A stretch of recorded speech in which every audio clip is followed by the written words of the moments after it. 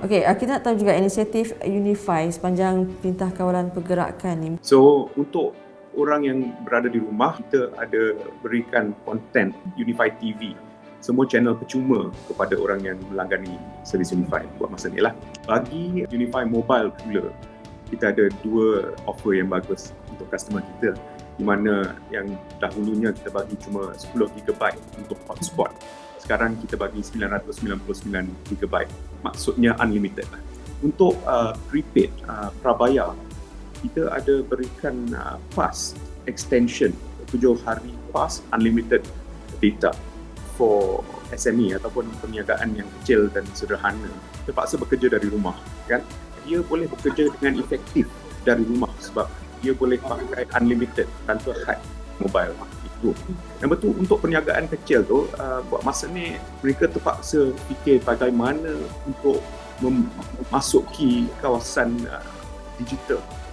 So, dalam kita punya offering untuk semua SME yang kita ada yang dikatakan Unified Business Club, UBC ya. So, sebagai ahli UBC tu, mereka akan dapat marketing solutions tu, akan memberikan mereka diskaun untuk mendapatkan solution-solution tu untuk membantu mereka melaksanakan bisnes dalam masa MCO ni. Baik, banyak juga inisiatif yang dilakukan oleh Unify untuk PKP ni. Terima kasih banyak-banyak Cik Adnan. Ya. Okey.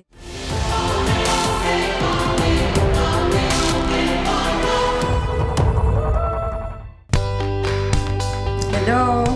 Jadi minggu ni doktor dengan askar. Okey.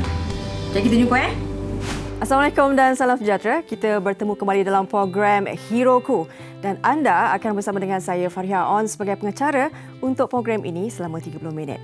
Tapi sebelum itu saya nak kongsikan terlebih dahulu dua perkataan yang boleh digambarkan siapa mereka ini.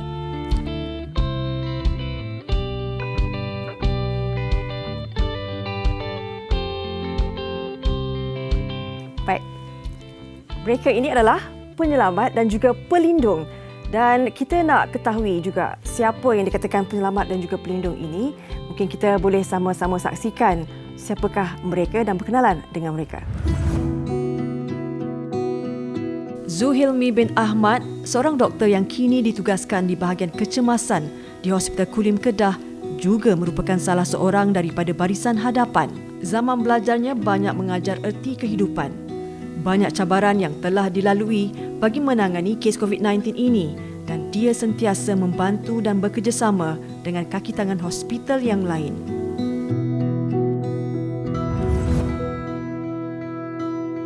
Bertugas sebagai tentera di Perak, Muhammad Uzaihan amat gemar dengan cara kehidupan disiplin dalam ketenteraan.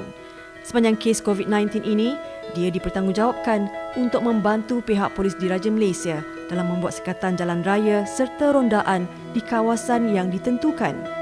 Sebagai tentera, mereka telah dilatih dalam pelbagai situasi. Jadi, mungkin kita boleh perkenalkan terlebih dahulu yang bersama dengan saya hari ini. Syakirin Ahmad merupakan adik kepada Dr. Zuhilmi Ahmad. Dan juga kita perkenalkan ibu kepada Prebet Muhammad Huzaihan Azhar, namanya Puan Rosnani Muhammad Isa. Syakirin anak yang bongsu. Ya. Jadi abang ni memang rapat? Rapat. Sebab kita orang ada 10 orang adik-beradik. Abang ni kembar. Dan saya rapat dengan kembar ni lah. Zuhilmi ada kembar. Perhubungan dan melihat abang ni sebagai doktor. Kan, dia tahu dalam keadaan sekarang ini, bila kita dengar barisan hadapan, bertugas, berdepan dengan banyak risiko, kan? Macam mana Syakirin sebagai adik? Saya rasa risau sebab dia hari-hari menghadap dengan pasien yang kemungkinan positif COVID. Lepas tu dia treat pasien tu. So dia macam risau sebab dia ada keluarga kat rumah dan dia ada anak kecil yang tak sampai 1 tahun. Risau sebab takut jangkit virus tu bawa balik rumah. Tapi tiap hari memang akan berhubung. Dia sebelum pergi kerja, dia akan keep update on WhatsApp group. Puan Rosnani, ibu kepada Prebet Muhammad Uzaihan. Uzaihan anak nombor berapa? Dia anak nombor 3 daripada 5 orang adik-beradik. Uzaihan ditugaskan di mana? Dia di camp dia di Greek. Tapi waktu PKP ni masa berkawal tu dia berkawal di Sungai Siput. Jaga di dalam kawasan keluar masuk tu lah. Bila tahu bahawa Huzaihan ni satunya anak yang menjadi askar ni, dia kata nak jadi askar masa tu Puan memang Kami tak ada masalah lah. Suami isteri memang tak expect langsung dia nak jadi askar. Sebab daripada kecil dia memang tak ada tunjuk ciri-ciri nak jadi askar. Tapi dia memang dalam adik-beradik tu, dia seorang lah yang paling lasak. Sebab saya dengan suami dulu memang selalu panggil dia troublemaker. Ada je benda yang dia buat yang lain lah daripada abang-abang dia. Punca dia minat askar ni timbul lepas dia balik daripada PLKN. Baik, kita akan berehat seketika dan kita akan bawakan anda lebih banyak lagi berkenaan dengan kisah mereka.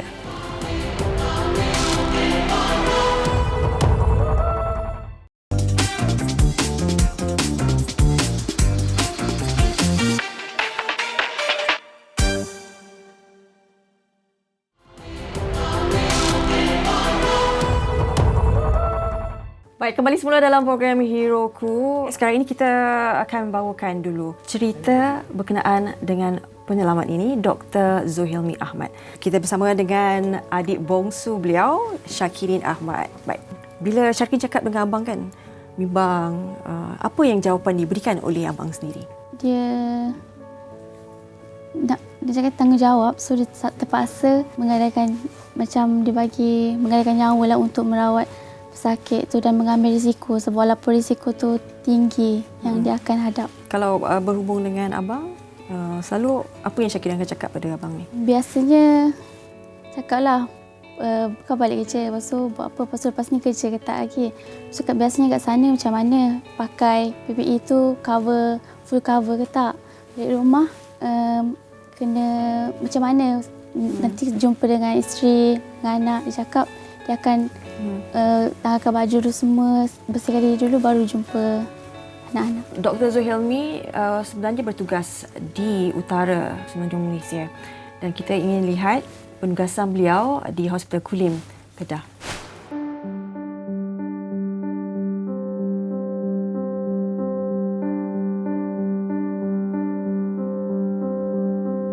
So now we're going to wear PPE lah.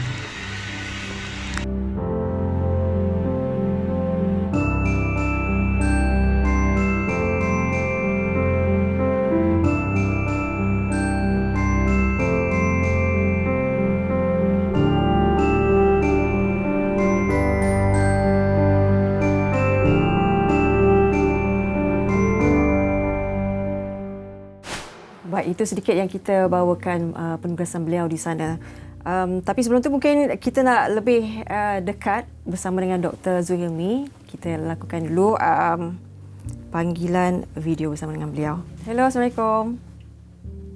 Waalaikumsalam warahmatullahi wabarakatuh. Pernah jangka tak bahawa wabak ini akan masuk ke negara kita dan menjadi hari demi hari itu statistiknya meningkat kan? Masa tu apa yang figure ataupun dunia punya figure ataupun statistik based on masa tu punya coronavirus, semua orang pun tak tahu lagi dia punya transmission mode. Maksudnya dia macam mana dia boleh transmit, boleh merebak. Ilmu tentang penyakit coronavirus tu sendiri tak ramai orang tahu dan tak ramai orang sedia maklum. So masa tu memang honestly tak agak untuk sampai kat Malaysia. Tapi bila ada first case yang ada kat Malaysia pada Januari lah kan, 23 Januari tu, kita tahu yang kita memang akan expose. Dan dia punya based on kita punya data dengan knowledge berdasarkan Wuhan yang berlaku kat Wuhan, yang mana dia punya surge of patients yang positif COVID-19 yang tu terlalu cepat, kita memang dah risau yang memang akan ada kat kita. Sebab kes ni kes yang macam kita tak tahu banyak tentang dia masa tu lah. Vaksin pun tak ada lagi kan. Bila berlaku je sebegitu, itu maknanya titik permulaan kalian perlu bersedia secara mental dan fizikal untuk berperang dengan musuh yang tidak dapat dilihat dengan mata kasar ni. Sekarang kita dengar bahawa rakan-rakan kalian kan, petugas-petugas hadapan ini ada yang gugur disebabkan oleh jangkitan COVID-19 ini. Dan bagaimana bila mendengar berita-berita sebegini, kalian yang masih berjuang ini macam mana? Okay, secara jujurnya memang saya terkesanlah sebagai seorang manusia yang ada jiwa, perasaan, keluarga, kawan-kawan semua. Saya even ada kawan yang di Hospital Teluk Intan yang didiagnos positif COVID-19 jugalah. Yang mana yang saya lagi terkesan sebab orang yang saya rapat dan orang yang saya kenal, dia pun positif dan satu family pun dah positif COVID. Saya lagi risau sebab saya buat benda kerjasama dengan dia dan saya expose benda sama juga dengan dia dan saya akan ada risiko yang sama juga dengan dia, yang mana saya maybe boleh ada risiko untuk dijangkiti juga. Honestly, kita risau sangat-sangat. Kita tak lebih risau kepada diri kita risau kat family kita lah sebenarnya. Saya risau yang saya boleh menjangkiti diorang. Syakirin, bila mendengar apa yang abang katakan ni, apa yang Syakirin rasa? Sedih, risau, minta dijauhkanlah daripada dijangkiti COVID-19 dan hopefully cepat habis semua ni supaya dapat jumpa balik sebab dah lama tak jumpa. Hopefully sihatlah, stay safe kat sana. Kat sini hanya mampu doa je. Tadi sekeluarga kisah salam semua. Waalaikumsalam warahmatullahi wabarakatuh. Jadi kebimbangan ni bukan saja kepada keluarga kan, doktor. Tapi bila sebab kalian adik-beradik ramai, kita pun tak tahu sampai bila kita dalam keadaan seperti ini kan doktor.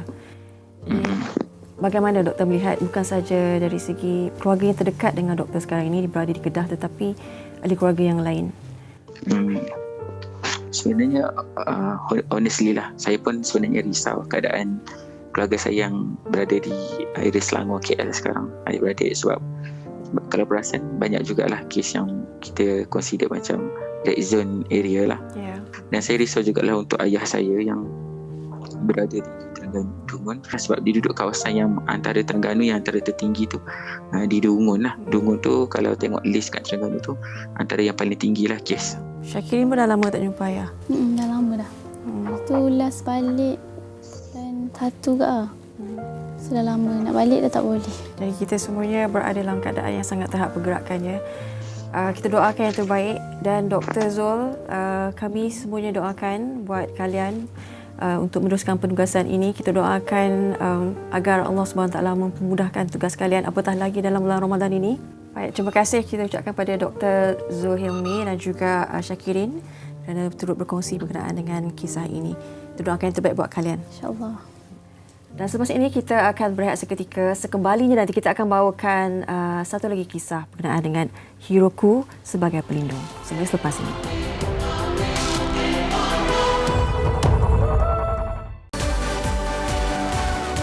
Senyum. 1, 2, 3.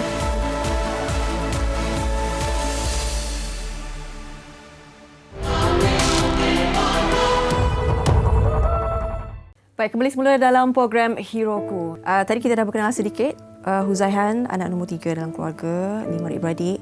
Dan dia seorang je yang menunjukkan memang lain daripada lain ciri-cirinya. Jadi, kali terakhir Puan berjumpa dengan Huzaihan? Rasa bulan Januari ataupun Februari. Tapi masa tu pun seminggu je kan. Dia balik operasi 3 bulan. Memang tak jumpa lah.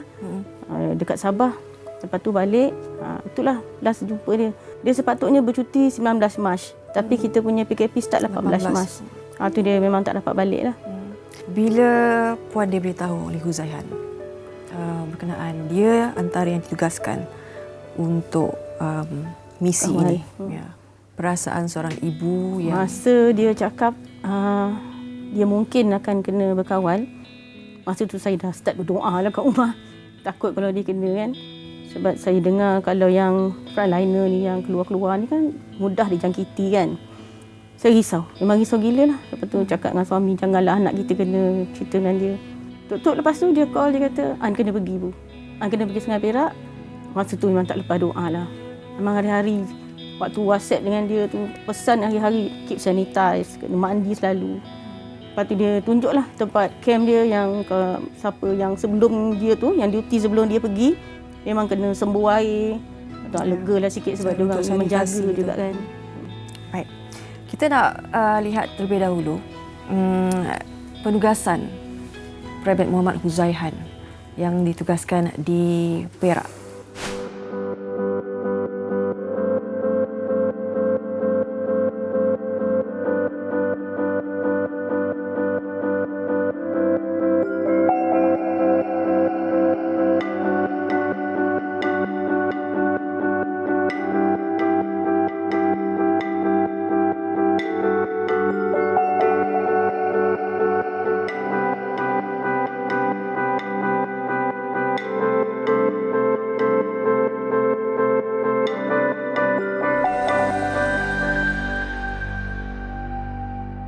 Baik, kita akan menghubungi Private Muhammad Huzaihan untuk kita sama-sama berkongsi berkenaan dengan penceritaannya dan tanggungjawab yang dipikul kini.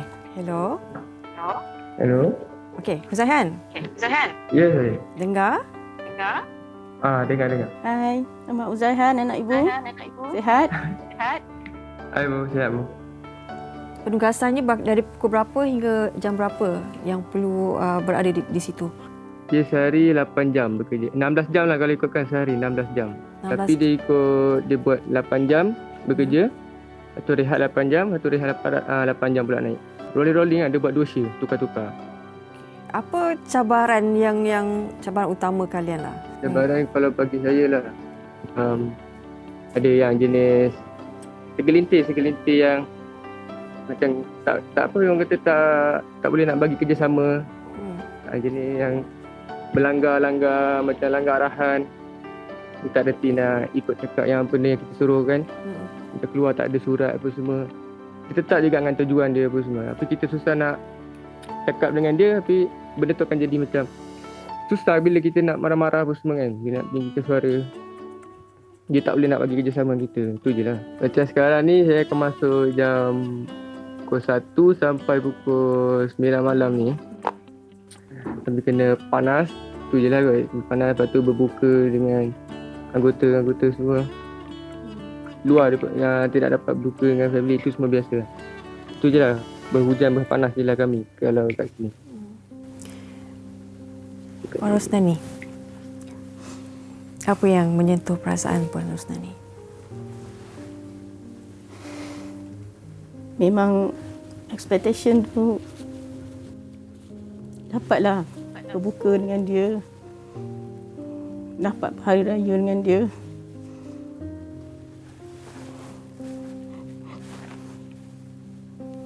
Perancangan awal tu memang macam tu.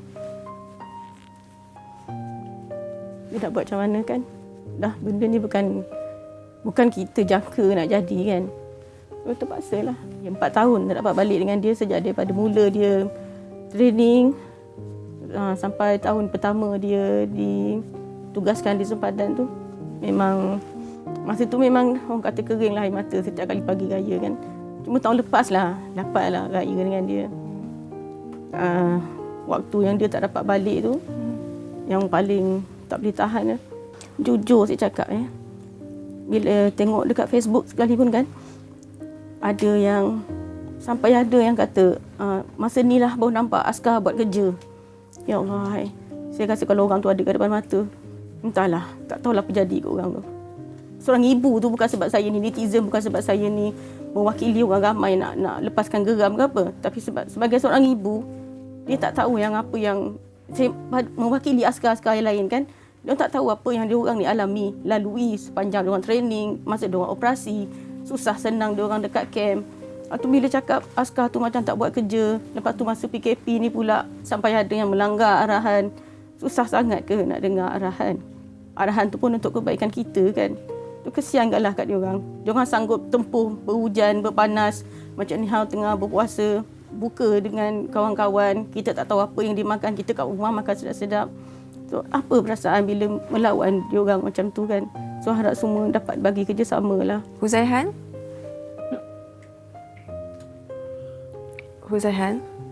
Ya, hello. Okey. Memang rindu dengan mak dengan ayah semua. Rindu tu tak dapat nak cakap dah. Tak dapat nak kita gambarkan, tak dapat nak luah dah dari mulut. Tahan je. Ramadan ini adalah Ramadan yang sangat berbeza, Ramadan yang sangat lain daripada lain. Bukan untuk Huzaihan saja tetapi untuk kita semua sebagai rakyat Malaysia. Mungkin Huzaihan sendiri dapat mewakili anda yang bertugas di barisan hadapan dan juga mungkin ada kata-kata untuk rakyat Malaysia. Cakap banyak, cakap apa pun. Kami minta tu je lah, kerjasama kepada semua rakyat Malaysia lah untuk terus patuh perintah kawalan pergerakan ni hingga benda ni kita dapat putuskan rantaian COVID ni. Duduk rumah, jangan keluar. Tu je cara dia. Kita berikan ruang juga untuk mungkin ibu. Sorry lah. Ibu dah janji tak nak nangis tapi ibu terpaksa juga nangis. Tak boleh tahan. Ibu harapkan kuat. Puasa tak hari ni? Puasa tu. Sihat kan? Ya, Alhamdulillah. Ibu tak nak dengar lah An sihat, An sakit. Tak sampai hati ibu nanti. An jaga diri baik-baik. Okey, Bu. Sedikit mungkin memberi kesan kepada kita. Lihatlah bagaimana mereka ini sebagai barisan hadapan melakukan banyak pengorbanan dan kita harapkan pengorbanan ini membawa sebuah kemenangan untuk kita semua. Huzaihan, terima kasih. Okay, Jaga diri. Kita sudah berada di penghujung rancangan. Kita akan bawakan lagi nanti kisah-kisah yang membawakan cerita-cerita yang positif buat kita untuk dalam program Heroku ini. 2 hero kita akan kenalan nanti untuk minggu hadapan. Dan terima kasih juga kerana anda setia bersama dengan kami. Kita jumpa lagi minggu depan.